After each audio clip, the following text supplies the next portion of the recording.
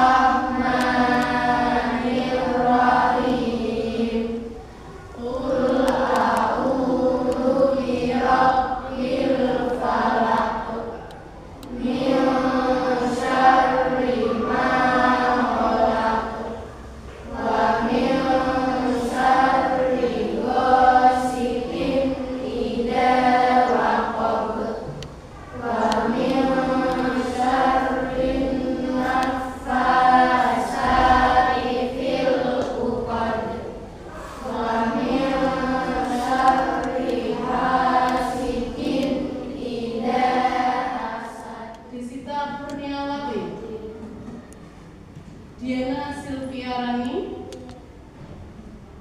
Hana Lailatul Iza, Hilman Saukila, Isna Maulida Zahra, Kansa Asifa, Mahim Janan Aulina, Muhammad Arifud Zakwan, Nabila Hasna Amira, Nabila Ramadhani, Naura Nabila Safa, Nesa Amelia, mempelajari tentang akhlak terpuji, yaitu taat. Silakan bisa dibuka, ya.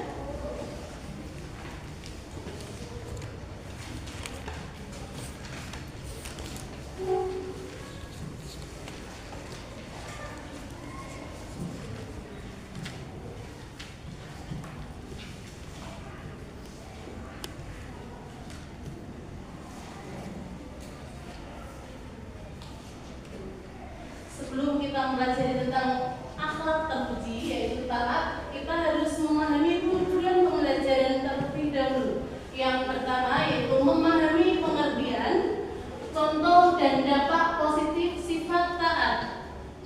Yang kedua, menghayati perilaku taat kepada kehidupan sehari-hari. Yang ketiga, menceritakan kisah keteladanan terkait perilaku taat. Yang keempat yaitu membiasakan perilaku taat, yaitu kepada Allah, Rasulullah, orang tua, dan guru. Jadi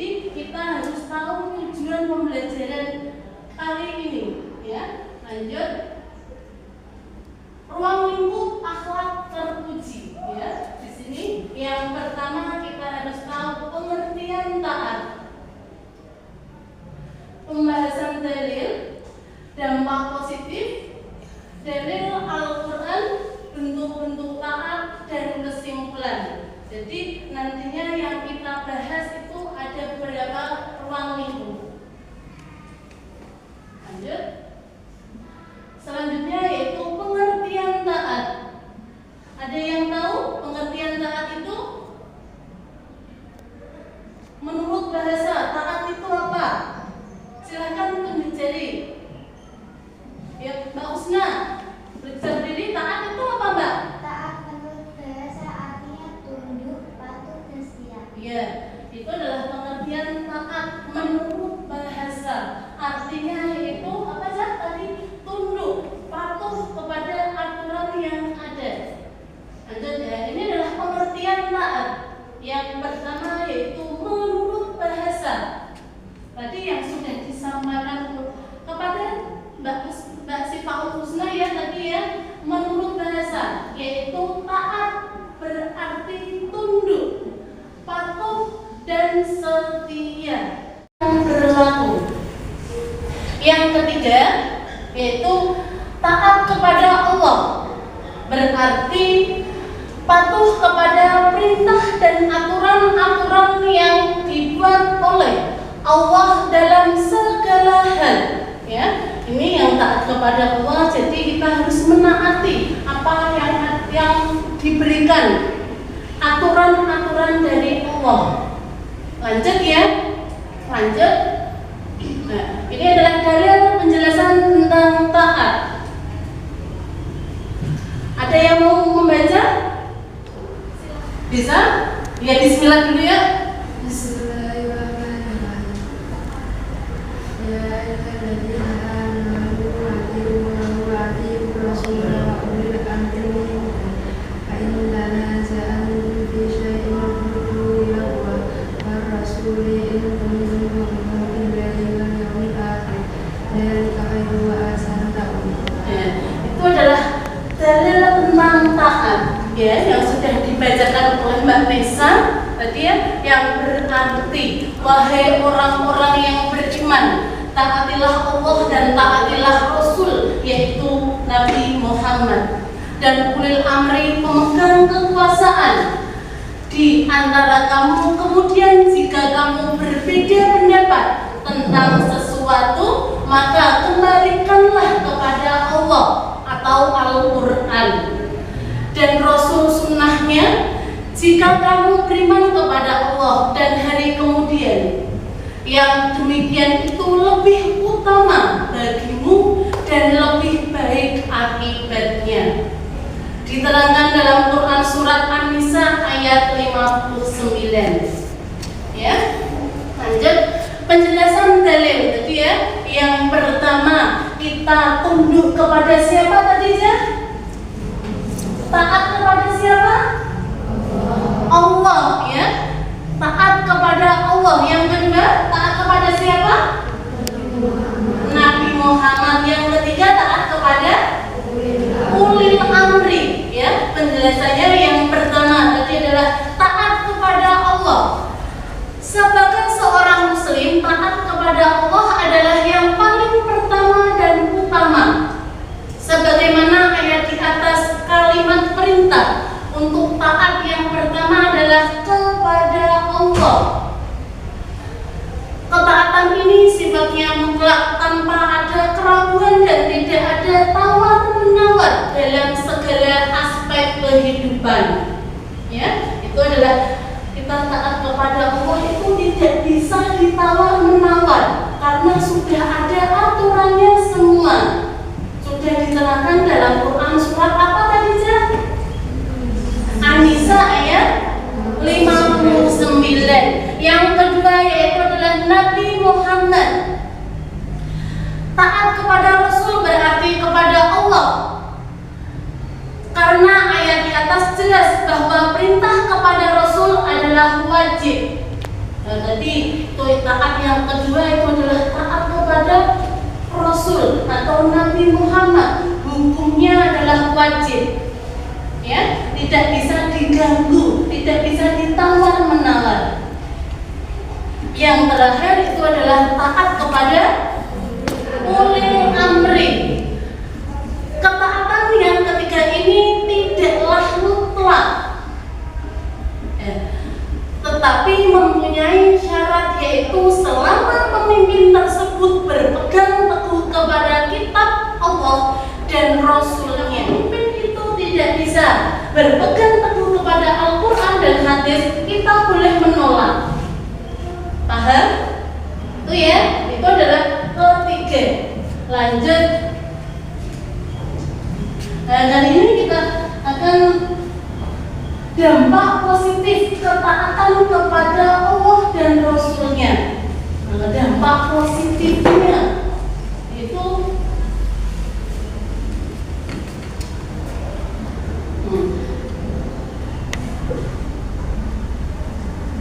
yang pertama, dampak positifnya di sini memperoleh kepuasan batin karena telah mampu melaksanakan salah satu kewajiban kepada Allah dan Rasulnya. Itu adalah dampak positifnya, ya, itu memperoleh kepuasan batin. Batinnya itu sudah puas karena kita merasa sudah taat kepada Allah dan Rasulnya. Yang kedua, memperoleh ridha Allah karena telah mampu menaati perintahnya.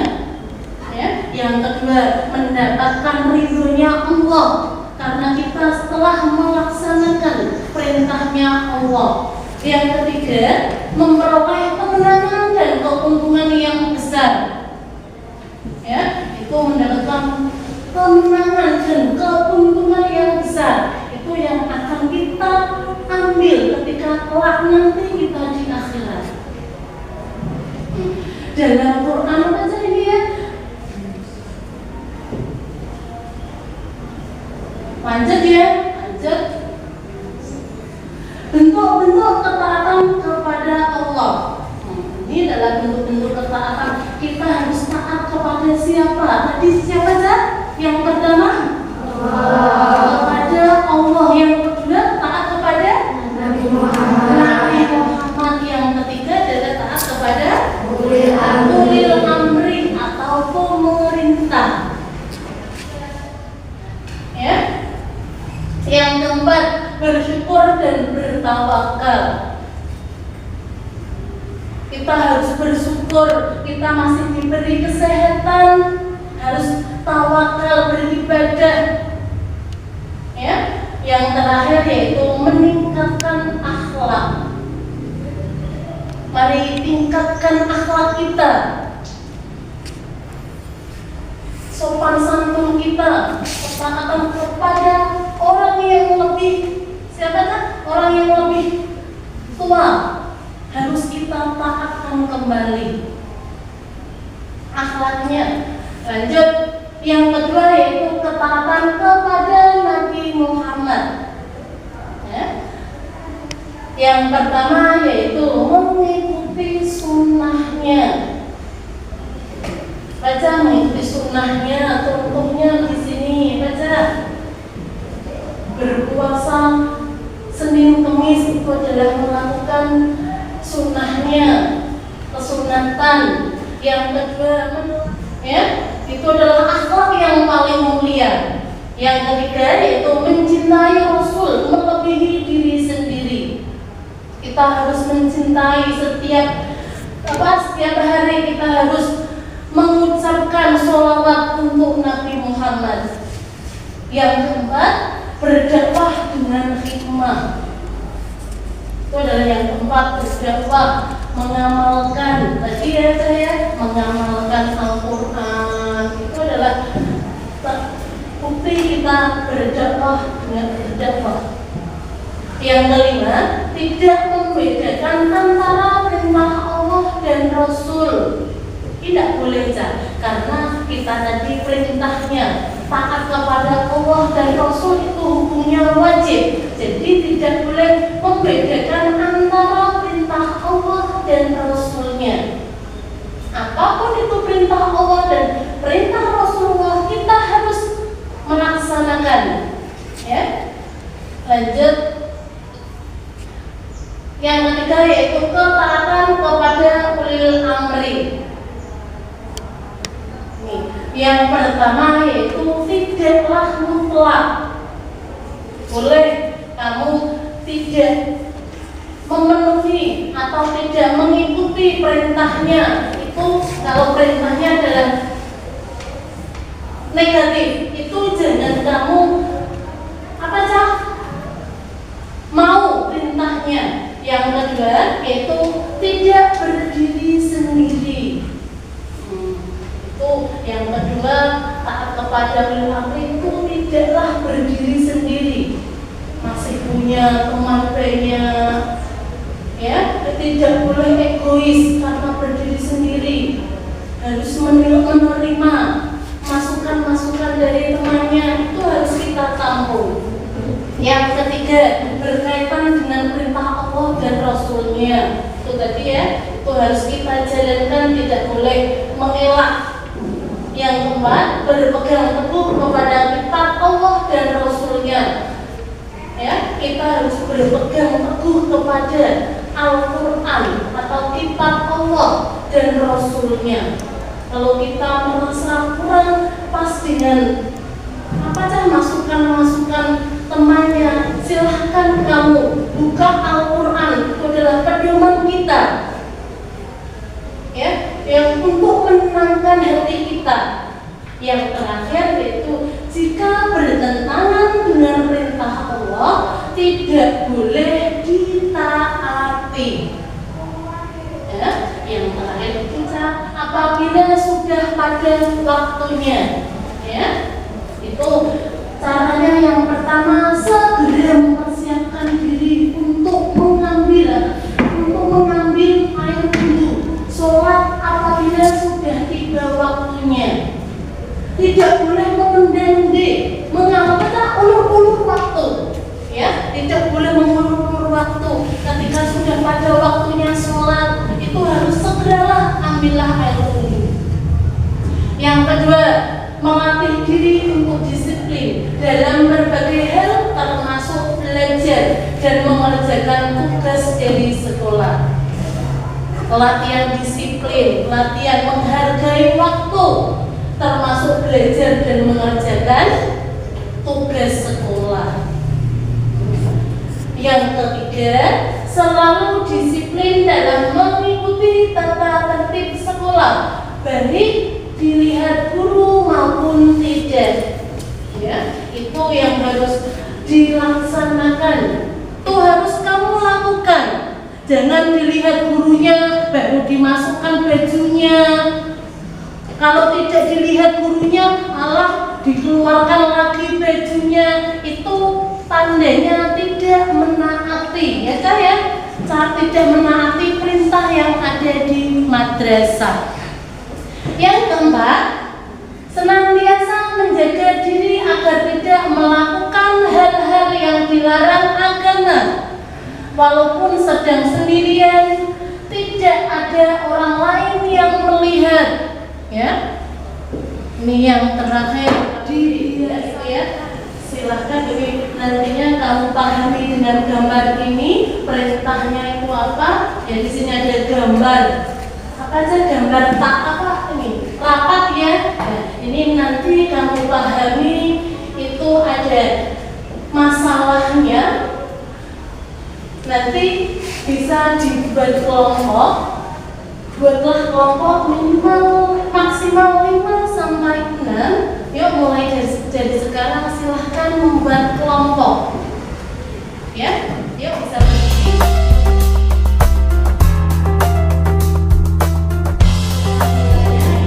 Nanti silahkan kamu amati permasalahannya apa, kamu diskusikan dengan kelompok kalian masing-masing. Itu ya, silakan.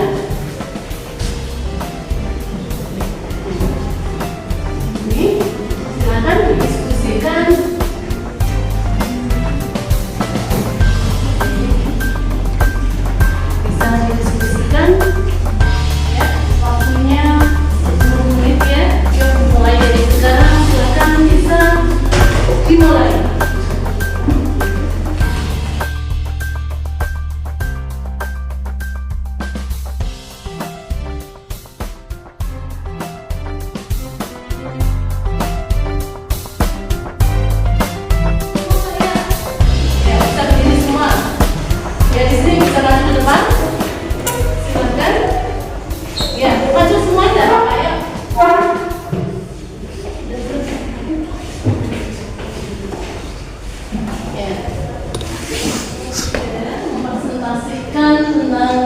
tadi permasalahan tentang gambar yang ada.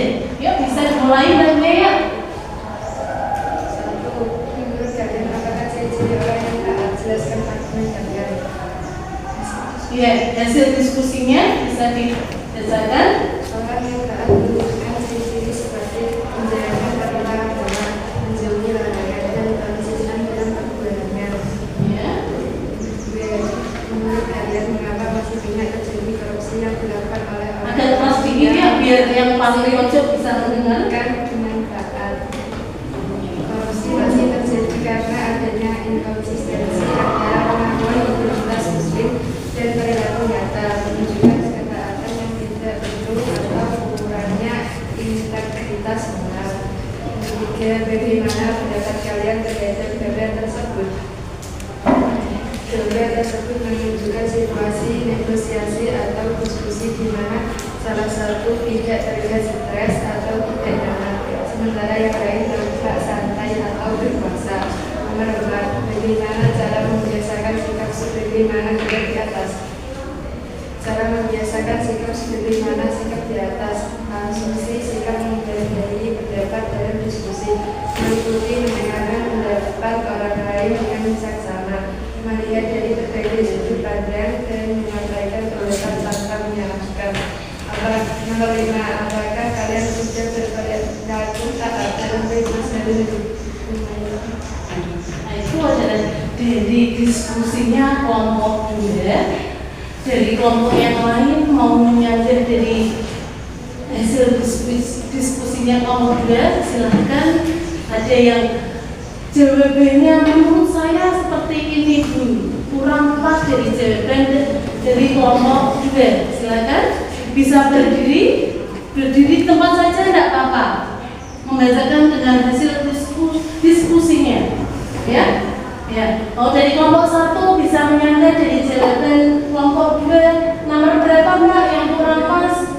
Nomor 3. Itu adalah permasalahannya. Bagaimana pendapat kalian terhadap gambar tersebut ya? Tadi jawabannya Mbaknya apa? Ya, nomor 3 tadi. Gambar tersebut situasi negosiasi atau diskusi di mana salah satu berkuasa. Nah, itu ya, negosiasi terhadap apa yang ada. Jadi dari kelompok 1 itu mau menyanggah dari jawabannya Mbak kelompok kedua. Silakan Mbak bisa menyanggah untuk jawaban yang dari kelompok 1 itu apa? Gambar tersebut menunjukkan pentingnya kejujuran dan bertanggung jawab. Nah, kelompok kedua ke-1 itu menunjukkan bahwasanya gambar tersebut menunjukkan untuk tanggung jawab kejujuran ya. Ada yang lain? Gambar di atas ya. Tadi jawabannya Mbaknya apa tadi? Cara membiasakan sikap sebagaimana sikap di atas. Asumsi sikap menghargai pendapat dalam diskusi, meliputi mendengarkan pendapat orang lain dengan saksama, melihat dari berbagai sudut pandang dan menyampaikan pendapat orang lain. Ya, jadi bagaimana cara membiasakan sikap sebagaimana gambar di atas. Jadi dari kelompok 3 itu jawabannya apa?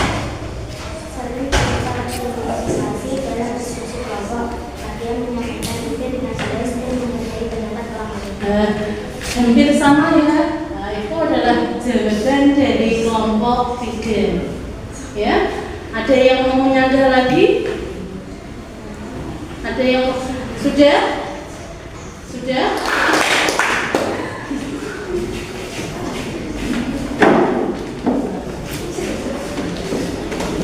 Sudah ya? Yuk bisa.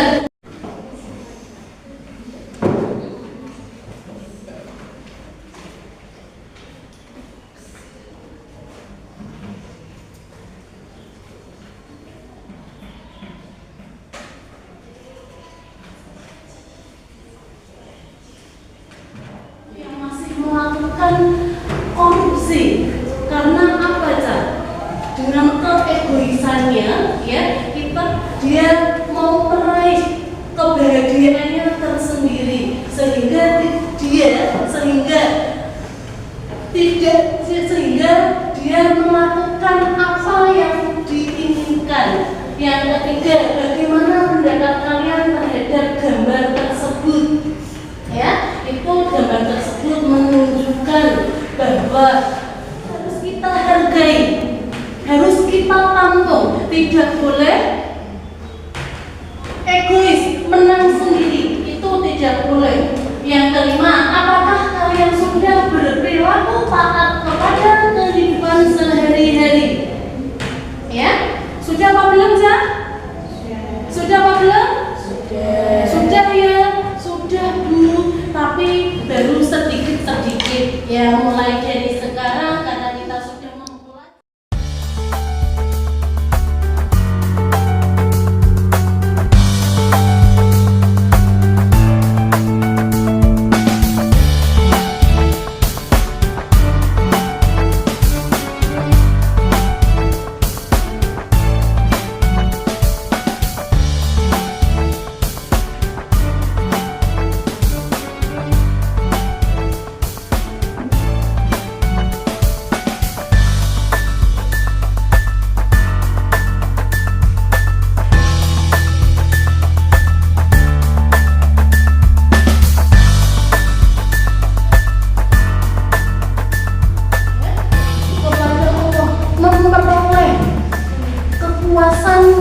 Kepuasan batin karena kita sudah melaksanakan ketaatan kepada Allah.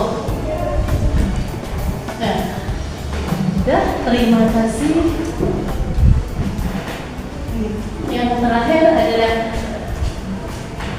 penilaian uji kompetensi. Sekarang bisa dikerjakan ya.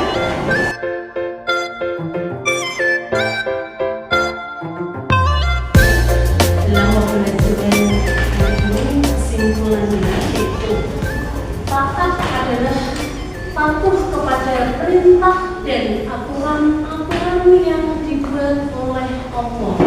Pada kesimpulannya, bahwasanya kita harus patuh kepada Allah, kepada Allah dan aturan-aturan yang telah diberikan kepada Allah. Yang kedua, itu adalah dalil yang menjelaskan tentang taat. Itu adalah Quran surat An-Nisa ayat 59. Yang ketiga, taat wajib dilakukan kepada Allah, Nabi Muhammad SAW, dan yang ketiga kepada ulil amri. Itu ketaatan kita itu ada 3 yang harus kita taati. Yang pertama tadi adalah kepada Allah, yang kedua adalah kepada Nabi Muhammad SAW, dan yang terakhir adalah taat kepada ulil amri atau pemerintah. Dan yang terakhir yaitu dampak positif kepada Allah adalah memperoleh kepuasan batin karena telah mampu melaksanakan salah satu kewajiban kepada Allah. Jadi pada pagi hari ini semoga bermanfaat, mendapatkan manfaat yang banyak sekali. Itu ya, amin Allahumma amin. Assalamualaikum